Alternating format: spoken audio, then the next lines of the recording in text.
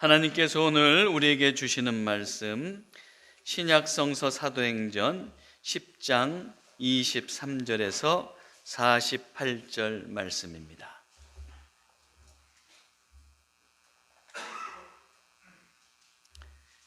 신약성서 사도행전 10장 23절에서 48절 말씀, 이 계시의 말씀을 봉독할 때에 살아계신 하나님의 음성을 들으시기를 기원합니다. 베드로가 불러들여 유숙하게 하니라. 이튿날 일어나 그들과 함께 갈새 욥바에서 온 어떤 형제들도 함께 가니라.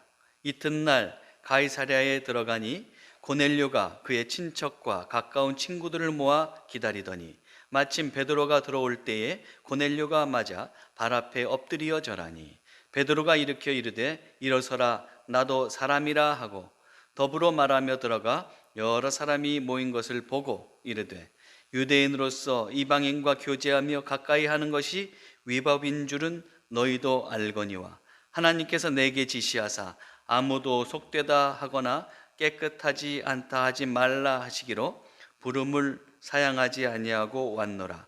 묻노니 무슨 일로 나를 불렀느냐? 고넬료가 이르되 내가 나흘 전 이맘때까지 내 집에서 제9시 기도를 하는데 갑자기 한 사람이 빛난 옷을 입고 내 앞에 서서 말하되 고넬료야, 하나님이 내 기도를 들으시고 내 구제를 기억하셨으니 사람을 욥바에 보내어 베드로라 하는 시몬을 청하라. 그가 바닷가 무도장이 시몬의 집에 유숙하느니라 하시기로 내가 곧 당신에게 사람을 보내었는데 오셨으니 잘하였나이다. 이제 우리는 주께서 당신에게 명하신 모든 것을 듣고자 하여 다 하나님 앞에 있나이다. 베드로가 입을 열어 말하되 내가 참으로 하나님은 사람의 외모를 보지 아니하시고 각 나라 중 하나님을 경외하며 의를 행하는 사람은 다 받으시는 줄 깨달았도다.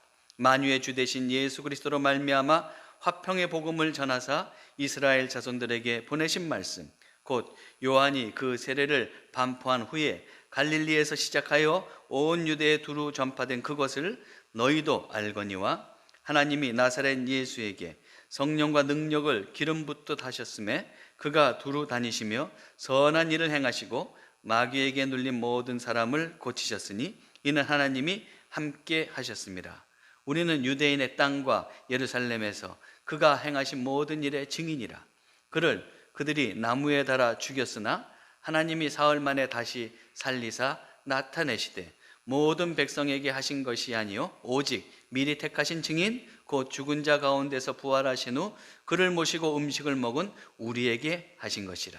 우리에게 명하사 백성에게 전도하되 하나님이 살아있는 자와 죽은 자의 재판장으로 정하신 자가 곧 이 사람인 것을 증언하게 하셨고 그에 대하여 모든 선지자도 증언하되 그를 믿는 사람들이 다 그의 이름을 힘입어 죄사함을 받는다 하였느니라. 베드로가 이 말을 할 때에 성령이 말씀 듣는 모든 사람에게 내려오시니 베드로와 함께 온 할례 받은 신자들이 이방인들에게도 성령을 부어주심으로 말미암아 놀라니 이는 방언을 말하며 하나님 높임을 들음이러라. 이에 베드로가 이르되 이 사람들이 우리와 같이 성령을 받았으니 누가 능히 물로 세례 베풀물 그 말이요 하고 명하여 예수 그리스도의 이름으로 세례를 베풀라 하니라. 그들이 베드로에게 며칠 더 머물기를 청하니라. 아멘.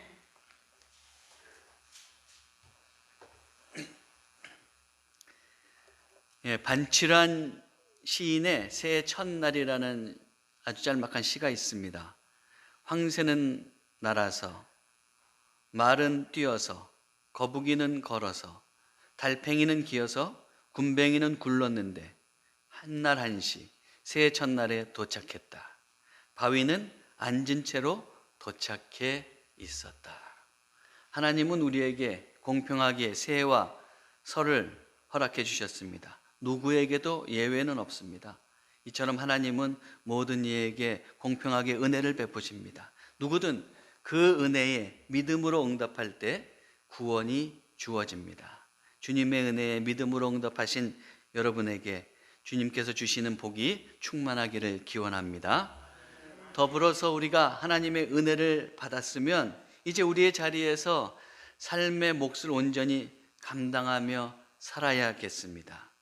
황새는 날아야 하고, 말은 뛰어야 하고, 거북이는 걸어야 하고, 달팽이는 기어야 하고, 굼벵이는 굴러야 하듯이, 심지어 바위는 앉아 제자리를 지켜야 하듯이 여러분에게 주어진 삶의 몫을 온전히 감당하시기 바랍니다. 여러분 한번 생각해 보세요. 굼벵이가 굴러야 하는데 거북이가 구르다가 잘못 엎어지면 어떻게 되는 거예요? 누가 도와주지 않는 이상 다시는 이제 기어다닐 수도 없게 되잖아요. 걸어다닐 수도 없게 되잖아요. 그것처럼 우리는 우리의 삶의 자리에서 하나님께서 맡겨주신 일들을 자기 몫을 잘 감당할 수 있어야 되겠습니다. 무엇보다도 우리의 자리에서 하나님 나라를 향한 소망 가운데 하나님 나라의 일꾼으로 살아가시기 바랍니다. 그런데 하나님 나라의 일꾼으로 살려면 성령의 능력이 필요해요. 내 힘만으로는 그 모든 사명을 다 감당할 수 없어요. 성령께서 능력을 주셔야 온전히 감당할 수 있습니다. 그러므로 여러분들 올해에는 다 성령 충만하시기를 바랍니다. 우리는 지난 주간에 피장이 시몬의 집에 있던 베드로가 이제 고넬료의 그 심부름꾼들로부터 초청을 받는 이야기를 살펴봤습니다. 오늘 말씀은 이제 그 초청에 응해서 베드로가 고넬료 집에 가서 복음을 전할 때 말씀을 듣는 사람들이 성령 강림을 경험하고 그리고 세례를 받는 내용을 기록하고 있습니다. 이제 본문을 조금 더 찬찬히 살펴보겠습니다. 23절 보면 베드로가 불러들여 유숙하게 하니라. 이튿날 일어나 그들과 함께 갈새 욥바에서 온 어떤 형제들도 함께 가니라. 베드로는 고넬료가 보낸 심부름꾼들을 이제 시몬의 집으로 불러들이고 하루 유숙하게 한 겁니다. 그 다음에 이튿날 이제 욥바에 있던 그 형제들과 함께 고넬료의 집으로 향합니다. 욥바에 있던 형제들은 어떤 형제들이냐? 우리는 그들에 대해서는 잘 알 수 없어요. 그렇지만 성경을 통해서 볼 때 같이 동행한 형제들이 적어도 6명은 되는 것을 우리가 볼 수가 있습니다. 사도행전 11장 다음에서 보겠지만 거기서 보면 베드로가 이제 예루살렘 교인들에게 고넬료의 집에 있었던 그 일들을 이제 회상하는 내용이 나오는데 그때 뭐라고 그랬느냐? 11장 12절에 보면 이렇게 돼 있어요. 성령이 내게 명하사 아무 의심하지 말고 함께 가라 하시매 이 6 형제도 나와 함께 가서 그 사람의 집에 들어가니 그랬습니다. 적어도 6명의 형제들이 이제 베드로와 함께 동행해서 고넬료의 집에 간 겁니다. 자, 그리고 나서 24절 25절 보면 이튿날 가이사랴에 들어가니 고넬료가 그의 친척과 가까운 친구들을 모아 기다리더니 마침 베드로가 들어올 때에 고넬료가 맞아 발 앞에 엎드려 절하니 이렇게 기록되어 있습니다. 한편 고넬료는 이제 베드로를 맞이하기 위해서 어떻게 합니까? 혼자 기다리지 않았어요. 자기의 가족과 친척 그리고 가까운 친구들을 다 불러 모았습니다. 그리고 베드로를 기다렸습니다. 그리고 베드로가 자신의 집에 당도했을 때에 고넬료는 베드로를 맞이하면서 그에게 엎드려 절했습니다. 그만큼 고넬료는 베드로를 존경과 경외의 마음으로 대하고 있는 것을 우리는 알 수 있습니다. 사실 고넬료가 이렇게 행동한다는 것은 쉬운 일은 아닙니다. 고넬료는 대로마 제국의 백부장입니다. 그런데 베드로는 어떻습니까? 아주 약소국 유대의 백성이요, 그것도 유대 땅에서도 변방 갈릴리 출신의 사람입니다. 그럼에도 고넬료는 최고의 예우를 갖춰서 영접하고 있습니다. 왜 그렇게 합니까? 베드로가 이제 하나님의 말씀을 가지고 와서 하나님의 말씀을 전할 것이기 때문에 그렇게 하는 것이죠. 26절 베드로가 일으켜 이르되 일어서라 나도 사람이라 하고, 이렇게 대접받는 베드로는 근데 어떻게 합니까? 엎드려서 절하고 있는 그 고넬료를 이렇게 세우는 거예요. 그러면서 말하는 겁니다. 일어나시오 나도 사람이요. 그는 그렇게 자기를 너무 높이는 것에 대해서 그 영광 받는 것을 거절하고 있어요. 우리는 여기서 베드로의 겸손을 보게 됩니다. 베드로는 과거에 어땠어요? 예수님께서 살아계시고 사역하실 때 제자들과 더불어서 누가 더 높으냐를 가지고 서로 다퉜던 적이 있었던 사람입니다. 그러나 그가 성령의 사람이 된 이후에는 더 이상 그렇게 높아지려고 하지 않습니다. 사람은 누구나 높임을 받으면 어떻게 돼요? 거기에 금세 물들기 쉬워요. 처음에는 어떻습니까? 조금 멋져가 할 수 있어요. 그래서 어떤 사람들 높은 자리에 올라가서 누가 추앙해주면 그러지 마십시오. 그러면서 처음에는 소박하게 대할 수도 있겠죠. 그러나 그런 것이 하루 이틀 지나고 한 달, 두 달 지나 보세요. 그 다음엔 자기가 높임을 받는 걸 아주 당연하게 여겨요.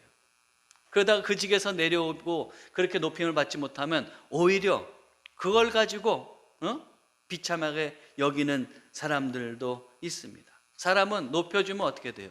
거기에 대해서 금방 익숙해집니다. 그리고 결국에는 정말 자기가 무슨 위대한 인물이 된 것처럼 착각하게 되는 것이죠. 그러나 그리스도인은 어떻습니까? 그런 착각을 하는 사람들이 아니에요. 오직 삼위일체 하나님만을 높여드리고 겸손하게 사는 사람이어야 합니다. 자, 27절에서 또 29절 볼까요? 더불어 말하며 들어가 여러 사람이 모인 것을 보고 이르되 유대인으로서 이방인과 교제하며 가까이 하는 것이 위법인 줄은 너희도 알거니와 하나님께서 내게 지시하사 아무도 속되다 하거나 깨끗하지 않다 하지 말라 하시기로 부름을 사양하지 아니하고 왔노라. 묻노니 무슨 일로 나를 불렀느냐. 이제 베드로와 고넬료가 같이 더불어서 말하면서 들어가는 거예요. 그랬더니 안에 들어가 보니까 어떻습니까? 여러 사람이 모여 있어요.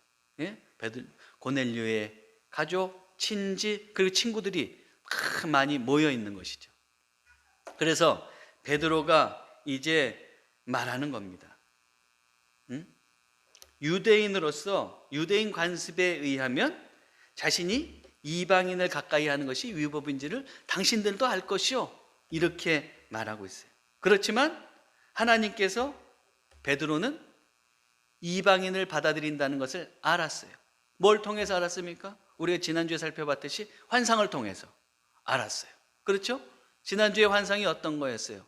환상 중에, 기도하다가 환상 중에 이제 보자기와 같은 큰 그릇이 내려오는데 구약에서 레위기나 신명기에 나오는 부정한 음식들이, 짐승들이 거기에 담겨져 있었잖아요.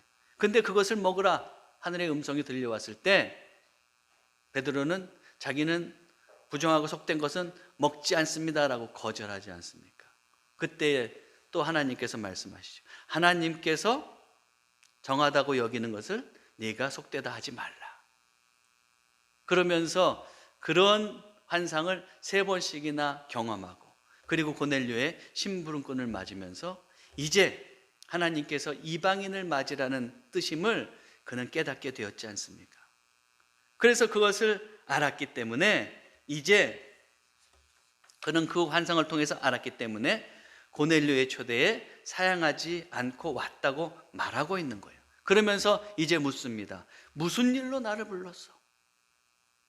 그렇게 보면, 이 말을 하는 걸 보면 베드로는 지금 하나님께서 이 고넬료와 그 주위에 있는 사람들을 만나기로 한 것은 알았어요. 하나님께서 만나기를 원하신다는 것을 알았어요.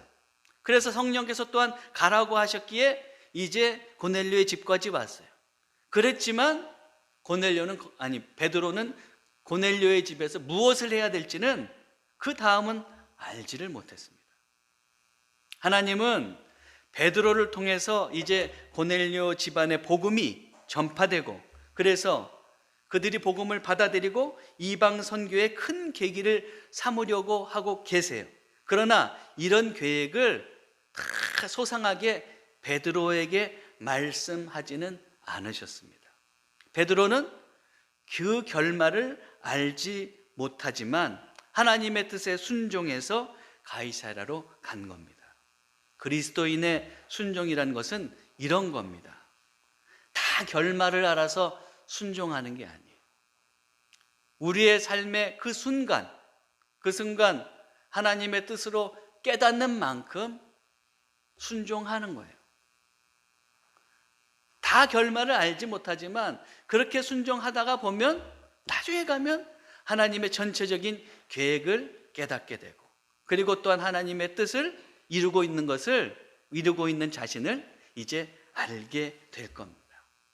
그러므로 우리는 아는 만큼 또 깨달은 만큼 순종하면 됩니다. 그런 우리의 순종 위에 하나님은 당신의 위대한 이야기를 써내려 갈 것임을 우리는 기억해야 되겠습니다. 이제 30절 33절 보면 고넬료가 이르되 내가 나흘 전 이맘때까지 내 집에서 제9시 기도를 하는데 갑자기 한 사람이 빛난 옷을 입고 내 앞에 서서 말하되 고넬료야, 하나님이 내 기도를 들으시고 내 구제를 기억하셨으니 사람을 요바에 보내어 베드로라 하는 시몬을 청하라. 그가 바닷가 무두장이 시몬의 집에 유숙하느니라 하시기로 내가 곧 당신에게 사람을 보내었는데 오셨으니 잘하였나이다. 이제 우리는 주께서 당신에게 명하신 모든 것을 듣고자 하여 다 하나님 앞에 있나이다. 고넬료는 베드로가 왜 초청했느냐고 그렇게 물었을 때 그 질문에 대해서 이제 대답하면서 그간에 있었던 일을 말하는 거예요. 자기가 기도하다가 환상을 보게 되고 거기서 하나님의 천사가 베드로를 초대하라고 그랬다고 하는 이야기들을 쭉 하는 겁니다. 그리고 다 이야기한 다음에 오셨으니 잘하였나이다 라고 말하면서 진심으로 환영하고 있습니다. 그리고 고넬료는 더불어서 이렇게 말하고 있어요. 어떻게 말합니까? 우리는 주께서 당신에게 명하신 모든 것을 듣고자 하여 다 하나님 앞에 있나이다. 지금 고넬료는 베드로를 통해서 하나님의 말씀을 듣고 싶은 거예요. 이때 베드로는 예수님께서 승천하셨을 때 하셨던 말씀이 기억났을 거예요. 뭡니까? 오직 승천하시기 전에 이제 사도들이 가셨던 말씀, 오직 성령이 너희에게 임하시면 너희가 권능을 받고 예루살렘과 온 유대와 사마리아와 땅끝까지 이르러 내 증인이 되리라 그러셨잖아요. 근데 베드로는 예루살렘에서 복음을 전했죠. 그 다음에 사마리아에선 또 어땠습니까? 빌립이 복음을 전해서 이제 그리스도인 된 사람들이 있었을 때 그곳에 가서 그들에게 세례를 베풀고 그들을 말씀으로 독려했어요. 그랬죠? 또 어떻습니까? 그 이후에는 루다와 요바에 이르러서 유대 땅을 다니면서 거기서 복음을 전했어요.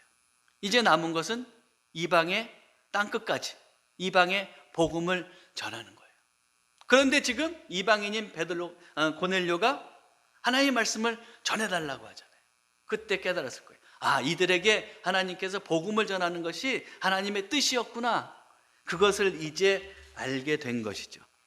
그래서 그것을 깨닫고 이제 베드로가 이렇게 말하는 거예요. 34절 35절 베드로가 입을 열어 말하되 내가 참으로 하나님은 사람의 외모를 보지 아니하시고 각 나라 중 하나님을 경외하며 의를 행하는 사람은 다 받으시는 줄 깨달았도다. 지금 베드로는 이방인에게 가라는 그런 하나님의 뜻을 깨닫고 고넬료의 집으로 갔어요. 그리고 더불어서 이제 일이 진행되어 갈수록 어떻게 됩니까? 아, 하나님은 외모로 사람을 보지 않으시는구나. 이방인이라고 할지라도 하나님을 경외하고 의를 행하는 사람은 다 받으시는구나. 그걸 깨닫고 그들에게 그렇게 말하는 거예요. 그러면서 이제 베드로는 36절에서 48절까지에 이르는 동안에 거기서 이제 복음을 전하기 시작하는 겁니다. 물론 이렇게 짤막하게 36절에서 43절 그렇게 짤막하게 전하지는 않았을 거예요. 베드로는 아주 길게 모든 것을 설명하면서 전했을 겁니다. 그러나 누가가 이제 이것을 기록할 때 간략하게 기록한 것이겠죠. 그가 전한 복음의 내용은 어떻습니까? 우선 그는 예수님이 이 땅에 오셔서 하신 사역을 이제 말하고 있어요. 37절, 38절. 곧 요한이 그 세례를 반포한 후에 갈릴리에서 시작하여 온 유대에 두루 전파된 그것을 너희도 알거니와 하나님이 나사렛 예수에게 성령과 능력을 기름 붓듯 하셨음에 그가 두루 다니시며 선한 일을 행하시고 마귀에게 눌린 모든 사람을 고치셨으니 이는 하나님이 함께 하셨습니다.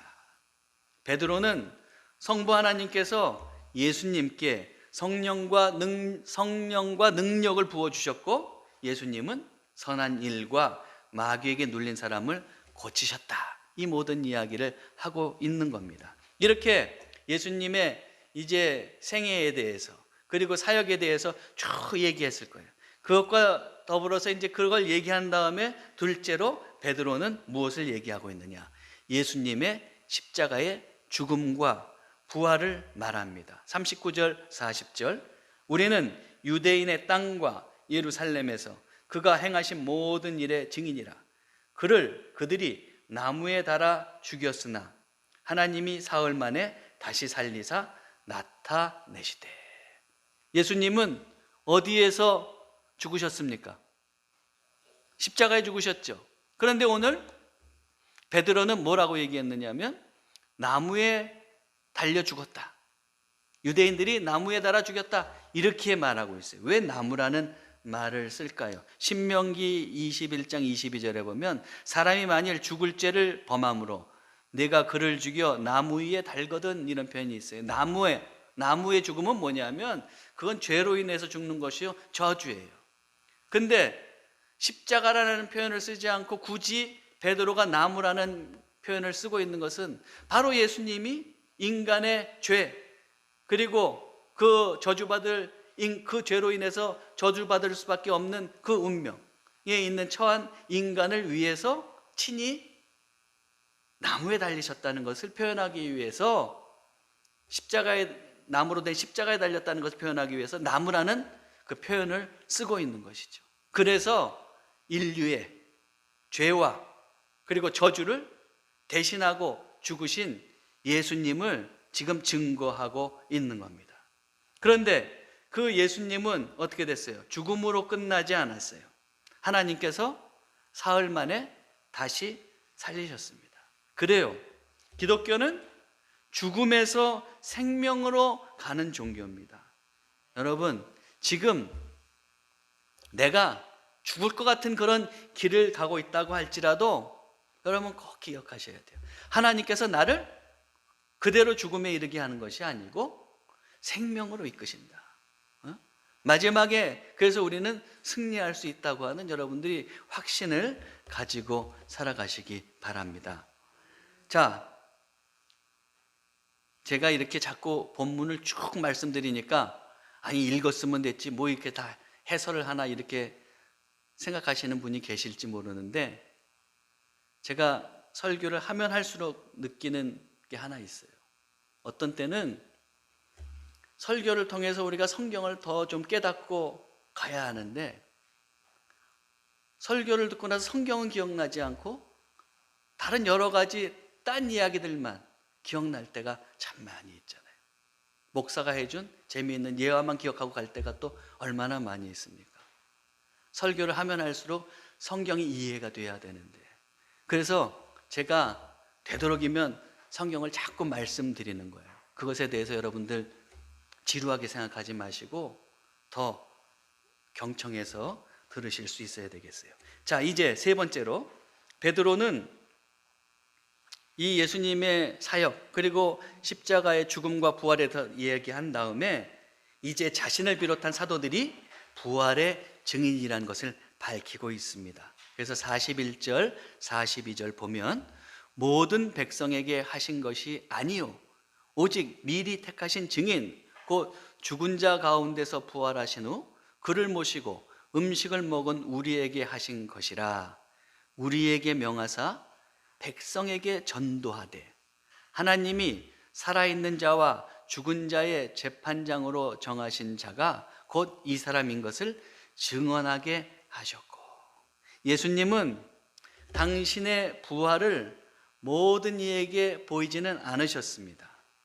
사도들과 그 다음에 500여 성도들에게 보이셨죠. 그래서 고린도전서 15장 3절에서 6절 상반절을 보면 사도 바울은 거기서 이렇게 증언하고 있어요. 내가 받은 것을 먼저 너희에게 전하였노니 이는 성경대로 그리스도께서 우리 죄를 위하여 죽으시고 장사 지낸 바 되셨다가 성경대로 사흘 만에 다시 살아나사 게바에게 보이시고 후에 12 제자에게와 그 후에 500여 형제에게 일시에 보이셨나니.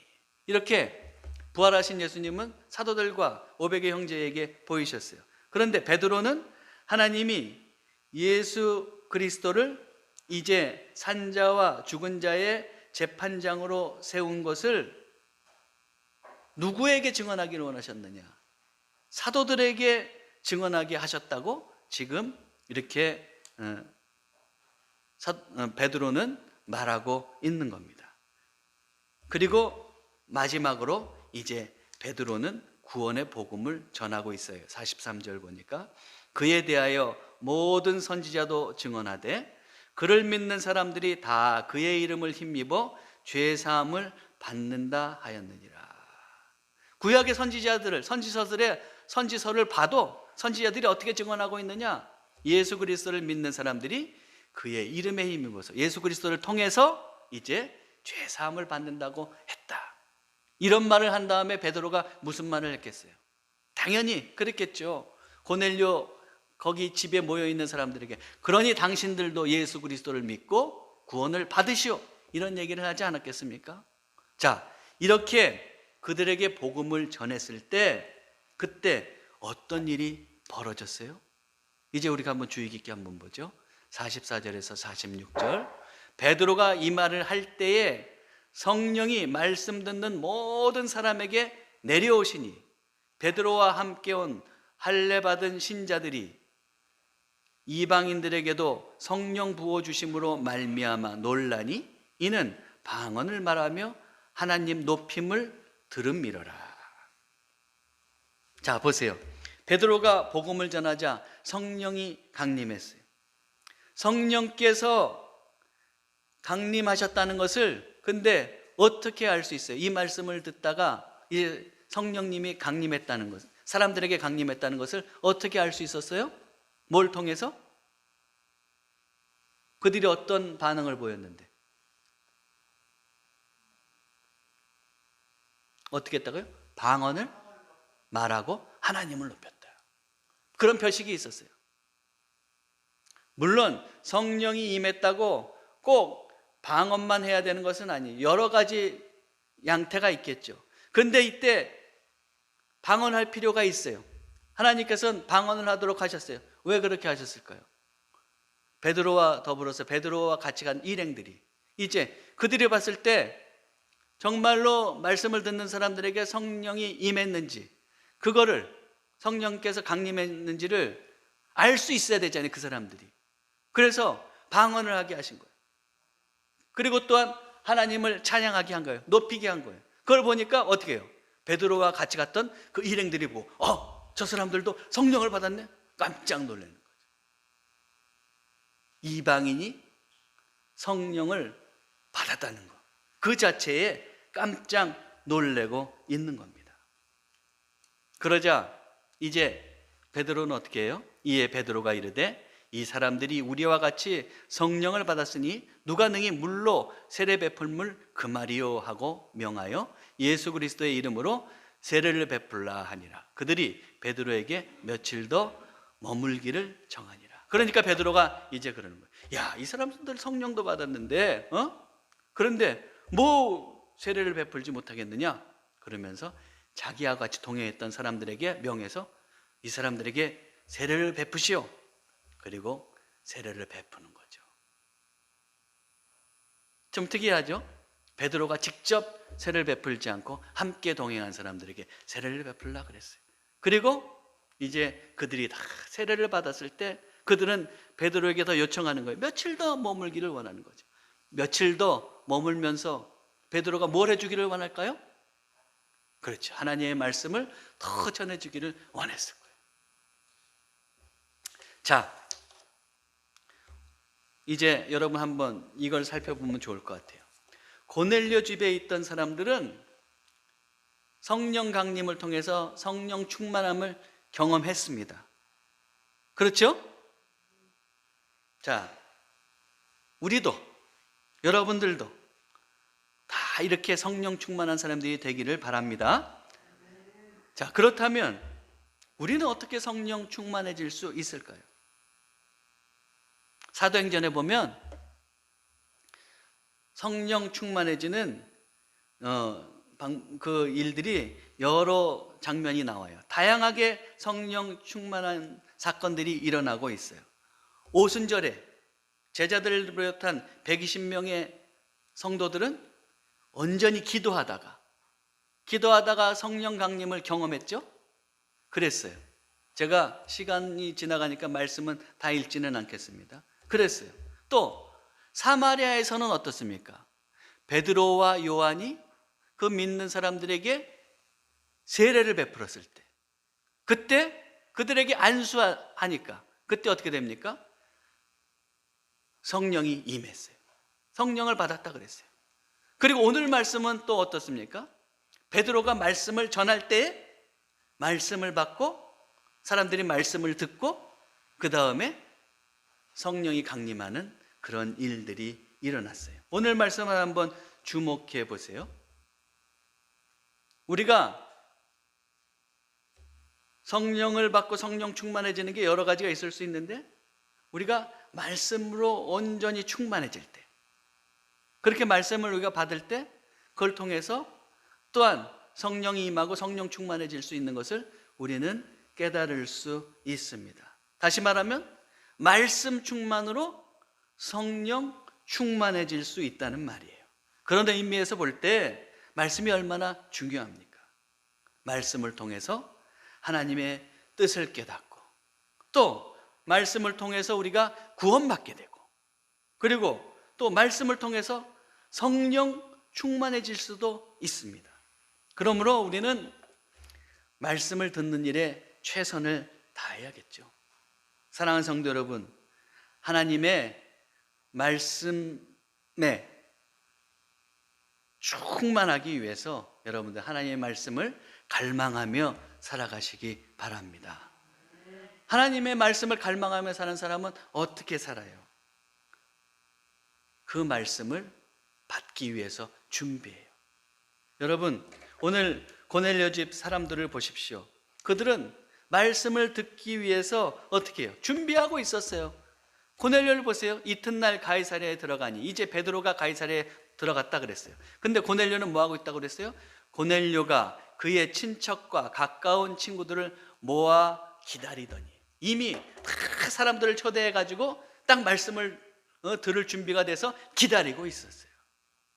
이렇게 말씀 들을 준비가 되어 있는 그들에게 성령의 역사가 일어난 겁니다. 자, 우리는 어떻습니까? 하나님의 말씀을 들을 때에 이런 준비된 자세가 되어 있습니까? 예를 들어서 주일에 이제 강단에서 선포되는 주님의 말씀을 듣기 위해서 준비되어 있습니까? 여러분은 주일에 예배를 드리고 또 말씀을 듣기 위해서 어떻게 준비하고 계십니까? 혹시 토요일 늦게까지 TV 채널을 돌리다가 그리고 잠들었다가 이제 급하게 일어나서 아무 기대도 없이 예배에 참석하지는 않으십니까? 준비할 때 우리는 말씀 충만해서 또 성령의 충만함을 경험할 수 있습니다. 준비된 마음으로 말씀을 접하시고 또 말씀 충만한 삶을 살아가시기 바랍니다.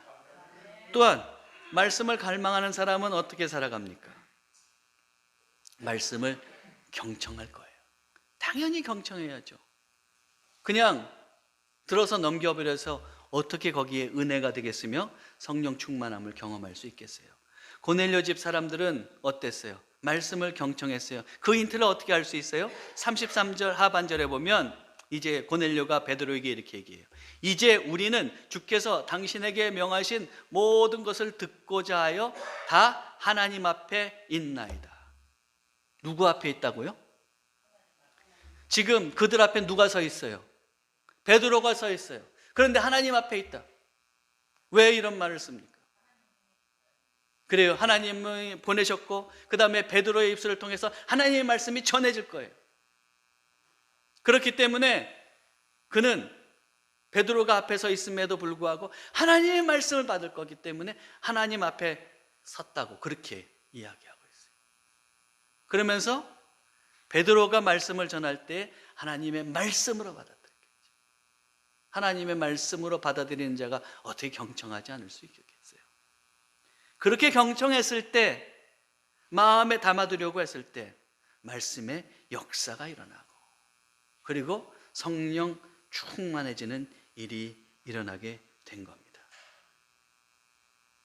여러분, 말씀 받을 준비를 했다면 준비한 것으로만 끝나지 마시고 그 다음에 말씀에 경청할 수 있으시기를 바랍니다. 제가 이곳에서 94년도부터 이제 전도사 생활을 했을 때,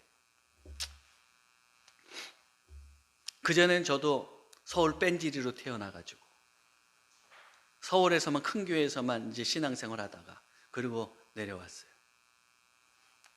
근데 이제 여기서 이렇게 전도사 생활을 하고 있다 시작했는데, 그렇게 이제 예배를 드리다가 보면 간혹 시골에 내려오셨다가 뭐 친척집을 들렀든지 고향집을 들렀든지 그 내려오셨다가 예배 드리러 이제 참석하시는 분들이 계세요. 근데 본교회도 아닌데 그렇게 예배 참석하시는 분들 대부분 어때요? 믿음이 좋으신 분들이에요.